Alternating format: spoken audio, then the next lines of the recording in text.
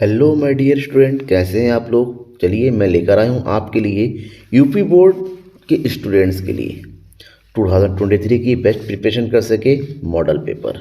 और ये solve model paper होगा। इसमें उन सारे इम्पोर्टेंट क्वेश्चन को रखा गया है पैटर्न वाइज, यूपी बोर्ड का जो ऑफिशियल पैटर्न है उसी के अकॉर्डिंग, ताकि आप अपने एग्जाम की कंप्लीट तैयारी कर सके, पता चल सके कि क्वेश्चन किस तरह से पूछे जाते हैं। ठीक है ना। 100 नंबर का पेपर है आपका, ठीक है ना। 100 मार्क्स का पेपर है और 100 मार्क्स के जो पेपर है उसमें टोटल आपके जो क्वेश्चंस पूछे जाने हैं वो पूछे जाने हैं। टोटल नंबर ऑफ क्वेश्चन है 27। ठीक है, 27 क्वेश्चन नंबर क्वेश्चन है, जिसमें से 1 से लेकर 10 तक जो है बहुविकल्पीय प्रश्न है। बहुविकल्प प्रश्न मतलब हर एक क्वेश्चन 1 मार्क्स का होगा। क्वेश्चन नंबर 11 से लेकर 10 तक जो है आपके लघुत्तरीय प्रश्न है, हर एक क्वेश्चन जो है 3 मार्क्स का होगा। क्वेश्चन नंबर 29 से लेकर 24 तक जो है लघु उत्तरीय प्रश्न है, ठीक है ना। और ये जो है लगभग 150 शब्दों में लिखना है और ये जो है 6 मार्क्स का होगा। और लास्ट में क्वेश्चन नंबर 25, 26, 27, यानी कि 3 क्वेश्चन आपके ऐसे होंगे जो 10 मार्क्स का होगा, जो इसको दीर्घ उत्तरीय प्रश्न बोलते हैं, विस्तृत लिखना है विस्तार से। ठीक है, तो 27 क्वेश्चनों के आंसर देने, इसमें कुछ क्वेश्चन में आपको ऑप्शन मिल जाएंगे, खासकर दीर्घ उत्तरीय प्रश्नों में, बट क्वेश्चन ईजी होता है, पैटर्न भी ईजी है, ध्यान में रखिएगा। चलिए हम शुरू करते हैं कि किस किस तरह के क्वेश्चन रखे जा सकते हैं, ठीक है ना, आपके लिए। तो सबसे पहले जो पोर्शन है वो है बहुविकल्पीय प्रश्नों का। तो बहुविकल्पीय प्रश्नों में सबसे पहला प्रश्न जो है, निम्नलिखित में से कौन सा व्यष्टि अर्थशास्त्र का एक उदाहरण नहीं है। ठीक है, देखिए हो सकता है प्रिंटिंग में मिस्टेक हो, यहाँ पर मिस्टेक लग रहा है क्योंकि टाइपिंग में मिस्टेक हो जाती है, हिंदी टाइपिंग में अक्सर मिस्टेक होती है। तो पहला क्वेश्चन ये है, निम्नलिखित में से कौन सा व्यष्टि अर्थशास्त्र का उदाहरण नहीं है। तो ऑप्शन दे रखा, एक व्यक्ति की बचत, एक गृहस्थ का उपभोग और एक फर्म की कीमत का स्तर। तो ऐसे में ये तीनों जो है व्यष्टि अर्थशास्त्र का उदाहरण है। इसका मतलब जो फोर्थ वाला है समग्र मांग, समग्र मांग यानी कि एडी, ये जो है समष्टि अर्थशास्त्र का कॉन्सेप्ट होता है, यानी कि option number D is right. Question number 2, वस्तु की मांग में परिवर्तन कीमत के अनुपात में हो तो उस वस्तु की मांग, वस्तु की मांग में परिवर्तन, कीमत में कीमत में जितना परिवर्तन होता है उसकी तुलना में ही मांग में परिवर्तन हो रहा है, तो ऐसे में ऐसे अनुपात को क्या बोलते हैं, इकाई के बराबर लोचदार। क्योंकि इसका आंसर जो है किसके बराबर होगा, 1 के बराबर आएगा, इकाई के बराबर लोचदार मांग के। तो ऑप्शन नंबर ए कॉज इसको, ठीक है ना, ध्यान में रखिएगा। क्वेश्चन नंबर 3, ऋणात्मक प्रतिफल की अवस्था में, ऋणात्मक प्रतिफल की अवस्था में एक ऐसी अवस्था होती है जहां पर टीपी जो है क्या से होती है, कम होती रहती है, और ये तब कम होती है जब एमपी जो है किस में हो, माइनस में हो जाए, ऋणात्मक हो जाए, यानी कि ऑप्शन नंबर ग, सीमांत उत्पादक ऋणात्मक होता है तभी ऋणात्मक प्रतिफल की अवस्था होती है। ठीक है, क्वेश्चन नंबर 4, कुल संप्राप्ति है, कुल संप्राप्ति जिसको हम क्या बोलते हैं, टोटल रेवेन्यू, टीआर। टीआर का फार्मूला बताना है, M multiply by G, Q multiply by D, P multiply by Q. तो राइट आंसर है ग, यानी कि P multiply by Q. P का मतलब होता है प्राइस पर यूनिट और क्यू का मतलब होता है क्वांटिटी सोल्ड, जो टोटल क्वांटिटी कितनी है, ठीक है, जितना भी क्वांटिटी बेचा गया है। ओके, तो ग is right answer. Question number 5, उपभोक्ता की आय अधिक होने पर वे वस्तुओं पर अधिक व्यय करते हैं। उपभोक्ता की आय, अगर उपभोक्ता की आय बढ़ती है तो किन वस्तुओं की पर वो अधिक, यानी कि किन वस्तुओं की मांग वो अधिक करेगा। तो ऐसे में बोलते हैं सामान्य वस्तु। आय और सामान्य वस्तुओं की मांग में धनात्मक संबंध होता है, यानी कि आय बढ़ गई तो सामान्य वस्तुओं की मांग भी बढ़ जाएगी। दैट मीन्स क इज राइट। क्वेश्चन नंबर 6, जब कुल संप्राप्ति में ह्रास होता है तो सीमांत संप्राप्ति होती है। ह्रास मतलब कुल संप्राप्ति मतलब टीआर। टीआर जब कम होता है तो सीमांत संप्राप्ति क्या होगा, सीमांत संप्राप्ति मतलब एमआर, मार्जिनल रेवेन्यू, ये कैसा हो जाएगा, ये ऋणात्मक हो जाएगा, माइनस में हो जाएगा। दैट मीन्स ख। ओके, समझ में आ रहा है। कोई भी डाउट होता है बेटा किसी भी क्वेश्चन में, मुझे कमेंट बॉक्स में कमेंट करके जरूर बताइएगा। और हाँ, शेयर जरूर करना है। सब्सक्राइब नहीं किया है तो आपको लगातार मैं सैम्पल पेपर प्रोवाइड कराऊंगा। आप ही रिवीजन वन शॉट जो रिवीजन क्लास होगी, लगातार जुड़े रहिए मेरे साथ। क्वेश्चन नंबर 7, समष्टि अर्थशास्त्र के अध्ययन में सहायक है। समष्टि अर्थशास्त्र के अध्ययन में क्या सहायक, समष्टि मतलब जहाँ समग्र अर्थशास्त्र होती है ना, संपूर्ण अर्थव्यवस्था के अध्ययन किया जाता है, तो इसमें सहायक है कल्याण, आर्थिक विकास, आर्थिक तुलना, ये तीनों ही समष्टि अर्थशास्त्र के अध्ययन में सहायक होता है। दैट मीन्स ऑप्शन नंबर ग, ये सभी। क्वेश्चन नंबर 8, सकल निवेश बराबर है, सकल निवेश, ठीक है, ग्रॉस इन्वेस्टमेंट बोलते हैं जिसको, बराबर है किसके, सकल निवेश। सकल जब भी वर्ड दे रखा हो इसका होता है ग्रॉस, ध्यान में रखिएगा सकल में हमेशा मूल्यह्रास जो है जुड़ा हुआ रहता है, ठीक है ना, मूल्यह्रास जुड़ा हुआ होता है। इसमें कौन सा जोड़ है, शुद्ध निवेश प्लस मूल्यह्रास बराबर होता है सकल निवेश, right. Question number, option number ख। क्वेश्चन नंबर 9, एक देश में केंद्रीय बैंक होते हैं, कितने होते हैं, ऑब्वियसली आपको पता होना चाहिए, किसी भी देश में केवल एक ही केंद्रीय बैंक होता है, ऑप्शन नंबर ख। क्वेश्चन नंबर 10, अंतिम वस्तुओं के निर्गत नियोजित मूल्य को क्या कहते हैं, अंतिम वस्तुओं के निर्गत नियोजित मूल्य को, जो भी अंतिम वस्तु है उसका जो नियोजित मूल्य पहले से होता है किया लिया जाता है उसको क्या बोलेंगे, उसको बोलेंगे प्रत्याशित माप, क्या बोलेंगे, प्रत्याशित माप, क्योंकि उपभोग निर्गत निवेश तो ऐसा होता नहीं है, तो प्रत्याशित माप इज राइट आंसर, ठीक है। क्वेश्चन नंबर 11, अब शुरू होता है लघुत्तरीय प्रश्न, ध्यान में रखिएगा यहाँ पर हर एक प्रश्न जो है 3 नंबर का होगा, ठीक है ना, और लघुत्तरीय प्रश्न आएंगे आपको 8 आएंगे और 8 को सॉल्व करना है। जैसे पहला क्वेश्चन है, बजट रेखा क्या है, बजट रेखा दो वस्तुओं के उन विभिन्न संयोगों को व्यक्त करती है जो उपभोक्ता अपनी आय एवं वस्तु की कीमत के आधार पर खरीद सकता है, और ग्राफिकल रूप में रिप्रेजेंट करें तो बजट रेखा कुछ इस तरह से बनता है। समझ में आ गया, आगे बढ़ेंगे। क्वेश्चन नंबर 12, मांग की कीमत लोच ज्ञात करने की अनुपातिक रीति का सूत्र लिखिए। अनुपात रीति का सूत्र होता है ये, मांग की कीमत लोच यानी कि ईडी को इलास्टिसिटी ऑफ डिमांड शॉर्टकट में लिखते हैं, delta Q upon Q multiply P upon delta P, और इसी को कहीं कहीं इसे ऐसा भी लिखा जाता है, ध्यान रखिएगा, ED equal to delta Q upon Q divided by delta P upon P, इस तरह भी दोनों सेम है क्योंकि डिवाइड को मल्टीप्लाई में कन्वर्ट करने पर ये ऊपर नीचे हो जाता है, राइट, ये भी सही है, ऊपर वाला भी सही है। क्वेश्चन नंबर 13, समष्टि अर्थशास्त्र की सीमाएं बताइए। समष्टि अर्थशास्त्र की जो प्रमुख सीमाएं हैं तो 2 सीमाएं बताइए, सामूहिक अर्थशास्त्री विरोधाभास होता है और दूसरा व्यक्तिगत इकाइयों की अवहेलना की जाती है। क्वेश्चन नंबर 14, राजस्व व्यय के किन्हीं 3 मदों के नाम बताइए। 3 मद जहां पर व्यय किया जाए, राजस्व व्यय होना चाहिए, राजस्व व्यय ऐसे व्यय होते हैं जिससे सरकार की संपत्तियों या दायित्व पर कोई प्रभाव नहीं पड़ता है, जैसे सरकारी कर्मियों का वेतन देना, ब्याज का भुगतान करना, पेंशन एवं सरकारी कार्यालयों के विभिन्न प्रकार के छोटे छोटे व्यय जो होते हैं, राइट। क्वेश्चन नंबर 15, अल्पकाल एवं दीर्घकाल में भेद लिखिए। अल्पकाल क्या है और दीर्घकाल क्या है, इसकी मीनिंग बता दीजिए, ऑटोमेटिक इसके अंतर भी हो जाएगा। अल्पकाल का मतलब होता है अति अल्पकाल का समय, ठीक है ना, अति अल्प अवधि का मतलब होता है एक ऐसा समय जो 1 वर्ष से कम का टाइम होता है। दीर्घकाल जो दीर्घ अवधि का होता है, इसका मतलब ये वो अवधि होता है जो 1 वर्ष से ज़्यादा का होता है। 1 साल से कम हुआ अल्पकाल बोलेंगे और 1 साल से ज़्यादा हुआ तो उसको हम दीर्घकाल बोलते हैं, राइट।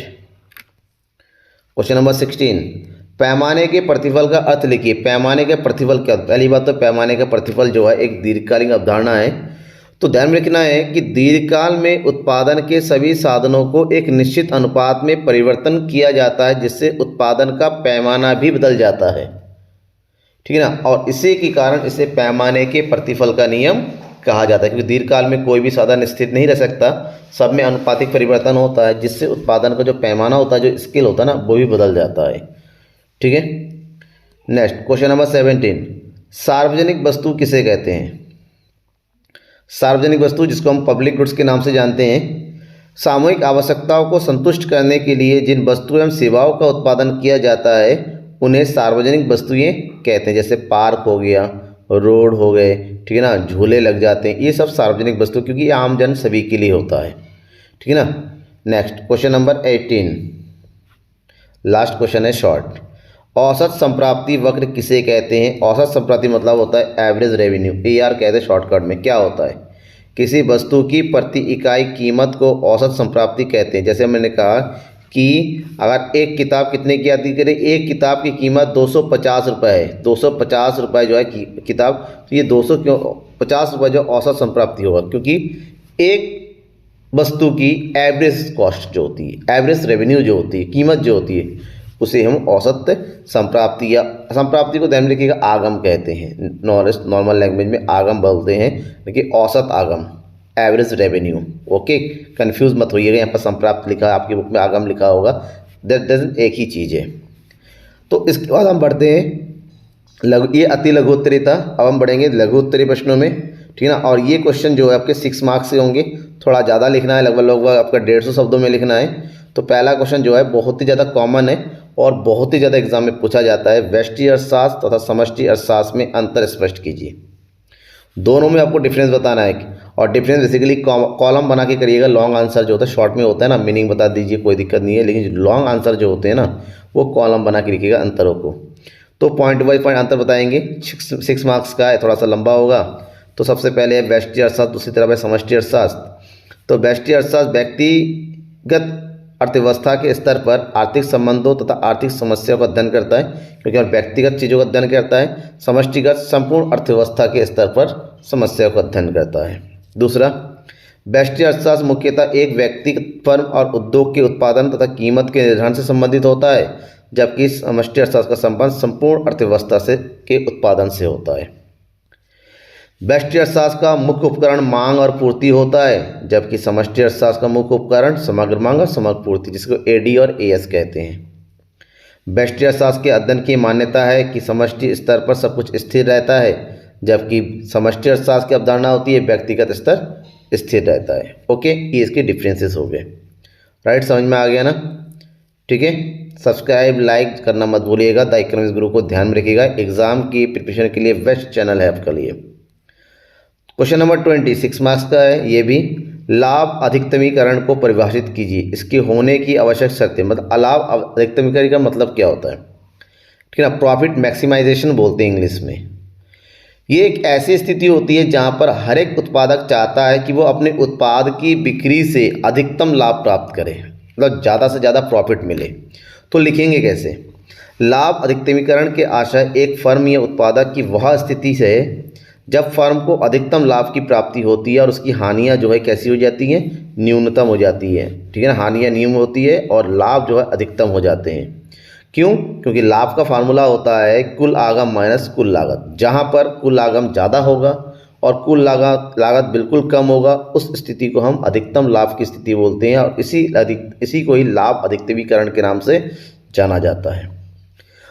जैसे फॉर एग्जाम्पल यहाँ पर ग्राफिकल रूप में आपको रिप्रेजेंट किया जाए तो ये लाभ अधिकतमीकरण की 2 प्रमुख शर्तें हैं। पहला शर्त एमआर यानी कि सीमांत आगम और सीमांत लागत बराबर होना चाहिए। देखिए ये वाला 2 बिंदु, एक बिंदु ये है, ठीक है ना। तो ये हो गया के और ये हो गया ई, इसको बोलेंगे हम एमसी, और जो ब्लू कलर होगा ये होता है आपका एमआर। जिस बिंदु पर एमसी और एमआर दोनों बराबर होने की ये वाला बिंदु, इसको हम जो है संतुलन बिंदु कहते हैं। क्यों? क्योंकि इस बिंदु पर देखिए, इस बिंदु पर लाभ बढ़ने की चांसेस हो, ये बिंदु एक ऐसा बिंदु है जिसके बाद बढ़ने पर लाभ कम हो जाएगा। दूसरा, एमसी वक्र एमआर को नीचे से काटता है, यानी कि नीचे से अगर काटे, देखिए ये ऊपर से काट रहा है और नीचे से काट रहा है, ठीक है ना। तो यहाँ पर देखिए ये ऊपर से काट रहा है, ठीक है ना, लाइक दिस, और ये ऊपर से काट रहा है, ये नीचे से काट रहा है। सो इस बिंदु को हम जो है संतुलन बिंदु के नाम से जानते हैं। ठीक है, ग्राफिकल रूप में रिप्रेजेंट कीजिए, पूरा कंप्लीट हो जाएगा। नेक्स्ट क्वेश्चन, एक पूर्ण प्रतिस्पर्धी या पूर्ण स्पर्धी बाजार की विशेषताओं का उल्लेख। पूर्ण प्रतिस्पर्धी को पूर्ण प्रतियोगिता के नाम से भी जानते हैं, तो उसकी प्रमुख विशेषताओं को बताना है। तो विशेषता अगर बात करते हैं, पूर्ण प्रतिस्पर्धी की प्रमुख विशेषताएं, इस बाजार में क्रेता और विक्रेता की संख्या अधिक होती है, ठीक है ना, क्रेता और विक्रेता की संख्या अधिक होती है। दूसरा, पूरे संपूर्ण बाजार में वस्तुओं की एक प्रकार की समरूप वस्तु, मतलब किसी प्रकार का इसमें अंतर नहीं होता, रंग रूप आकार प्रकार में कोई अंतर नहीं होता है। समरूप वस्तुओं का क्रय विक्रय होता है। पॉइंट नंबर 3, इस बाजार क्रेताओं को और विक्रेताओं को बाजार की दशाओं का पूर्ण ज्ञान होता है। वस्तु की कीमत निर्धारण जो है बाजार की दशाओं मांग और पूर्ति के द्वारा होता है। जिस बिंदु पर मांग और पूर्ति आपस में बराबर होती है, उस बिंदु पर वस्तु की कीमत का निर्धारण हो जाता है। इस बाजार में कोई भी नया फर्म जब चाहे प्रवेश कर सकता है, जब चाहे बिजनेस को छोड़ के जा सकता है। और आगे बढ़ते हैं पॉइंट नंबर, इस बाजार में जो विक्रय लागत होती है वो शून्य होती है, क्योंकि सबको उस वस्तु के बारे में पता होता है, किसी को भी अलग से विज्ञापन प्रमोशन करने की ज़रूरत नहीं होती है। ठीक है ना, समझ में आ गया? कोई डाउट होता है बेटा, कमेंट बॉक्स आपके लिए बनाया गया है, कमेंट करके बताइएगा। क्वेश्चन नंबर 22, केंद्रीय बैंक को बैंकों का बैंक क्यों कहा जाता है? ध्यान रखिए, केंद्रीय बैंक उसी प्रकार से कार्य करता है जिस प्रकार से एक सामान्य व्यापारिक बैंक जो है जनता के लिए, जनता अपने पास पैसे को केंद्रीय बैंकों पर जमा करती है, बैंक उससे मांगने पर लोन लेता है, ठीक उसी प्रकार से केंद्रीय बैंक भी व्यापारिक बैंकों के लिए काम करती है। जो उनके पास जो ओवर पैसा होता है वो केंद्रीय बैंक पे जमा करके रखते हैं, जब पैसों की ज़रूरत होती है केंद्रीय बैंक से निकाल लेते हैं, लोन ले लेते हैं, तो इसलिए इसको बैंकों को बैंक का। दूसरा बात, केंद्रीय बैंक सारे बैंकों के ऊपर नज़र रखती हैं, केंद्रीय बैंक की सारे बैंकों को सुपरवाइज करती हैं, उनके लिए नियम कानून बनाती है, इसलिए इसको केंद्रीय बैंकों का बैंक कहा जाता है। अब देखिए लैंग्वेज में, बुक लैंग्वेज में क्या करेंगे, केंद्रीय बैंक देश के सभी बैंकों का सर्वोच्च बैंक होता है। इसका देश के अन्य बैंकों के साथ लगभग वैसा ही संबंध होता है जैसा कि एक व्यावसायिक बैंक का अपने ग्राहक के साथ होता है। ठीक है, बैंकों का बैंक होने के नाते केंद्रीय बैंक व्यावसायिक बैंकों का ऋण देता है और उनसे जमा स्वीकार करता है। केंद्रीय बैंक व्यावसायिक बैंकों को कुछ नकद कोष अपने पास अनिवार्य जमा के रूप में रखता है। ठीक है ना, केंद्रीय बैंक कोषों का प्रयोग व्यावसायिक बैंकों को उधार देने के लिए करते हैं। व्यावसायिक बैंकों को अल्पकाल के लिए दिए जाने वाले ऋणों पर केंद्रीय बैंक ब्याज लेते हैं। इस ब्याज की दर को रेपो रेट के नाम से हम जानते हैं। क्या बोलते हैं, रेपो रेट। ठीक है, केंद्रीय बैंक व्यावसायिक बैंक को उनके अतिरिक्त फंड्स अपने पास रखने की सुविधा प्रदान करते हैं। इस फंड पर वो व्यावसायिक बैंकों को ब्याज भी देता है जिसे रिवर्स रेपो दर किया जाता है। इस प्रकार केंद्रीय बैंक बैंकों के बैंक की भूमिका को अदा करते हैं। ठीक है, समझ में आ गया आंसर। नेक्स्ट क्वेश्चन, 1929 की महामंदी का वर्णन कीजिए। महामंदी के बारे में बताया। 1929 की महामंदी का मतलब क्या है, इंपॉर्टेंट क्वेश्चन है, कई बार पूछा गया आपके लिए। यूपी बोर्ड के बहुत ही ज़्यादा इंपॉर्टेंट क्वेश्चन है, ध्यान में रखिएगा। 1929 की महामंदी ने जन्म लिया जो 1933 तक बनी रही। 1929 से मंदी का मतलब होता है जब डिमांड कम हो जाती है, लोग की नौकरियाँ छीन जाती है, प्रोडक्शन बिल्कुल डाउन पड़ जाता है, ऐसी स्थिति को बोलते हैं महामंदी। इसलिए क्योंकि पूरे विश्व में लगभग इसका असर पड़ा हुआ था। इस महामंदी ने विश्व के विकसित देशों को चूर चूर कर दिया। इस महामंदी में उत्पादन था परंतु खरीदने वाले नहीं थे, कि लोगों की इनकम नहीं थी। 1929-33 के दौरान संयुक्त राष्ट्र अमेरिका और यूरोपीय देशों के कुल उत्पादन तथा रोजगार के स्तरों में भारी गिरावट आई। इसका प्रभाव दुनिया के अन्य देशों पर भी पड़ा। कई कारखाने बंद हो गए तथा श्रमिकों को नौकरी से निकाल दिया गया। बेरोजगारी की दर 1929 से 1933 तक 3% से बढ़कर 25% होगी, यानी लोगों की नौकरियां जा रही थी। 1929-33 के दौरान संयुक्त राष्ट्र अमेरिका में समग्र निर्यात के लगभग 33% की गिरावट आई। इन परिस्थितियों में केन्स की पुस्तक रोजगार, ब्याज और मुद्रा का सामान्य सिद्धांत 1936 में प्रकाशित हुआ, जिससे समष्टि अर्थशास्त्र जैसे विषय का उद्भव हुआ। ठीक है, क्वेश्चन समझ में आ गया। अब अगला क्वेश्चन, आय के चक्रीय प्रवाह किसे कहते हैं। आय का चक्रीय प्रवाह क्या होता है। देखिए, किसी भी अर्थव्यवस्था में किसी भी वस्तु का उत्पादन किसके थ्रू होता है, साधन कहाँ से मिलता है, परिवार से। तो वस्तु सेवा का उत्पादन करके वो वापस वो परिवारों को बेच देते हैं, परिवारों को इनकम होती है, वो दोबारा खर्च करता है। इस प्रकार से एक आय का चक्र चलता रहता है, परिवारों से फर्म, फर्मों से परिवार, परिवार से, ठीक है ना, फर्मों को इनकम होता है, इनकम से परिवार वाले खर्च करते, खर्चों से फिर दोबारा उत्पादन होता है। तो इस पूरे चक्र को आय का चक्रीय प्रवाह के नाम से हम जानते हैं। आय का चक्रीय प्रवाह अर्थव्यवस्था में विभिन्न क्षेत्रों अर्थात घरेलू, फर्म, सरकार, विदेशी क्षेत्र में एक परिपत्र प्रवाह के धन और वस्तुओं की आवाजाही से संबंधित रखता है। एक अर्थव्यवस्था को उत्पादन, वितरण, विनिमय, उपभोग और निवेश की एकीकृत व्यवस्था के रूप में परिभाषित किया जा सकता है।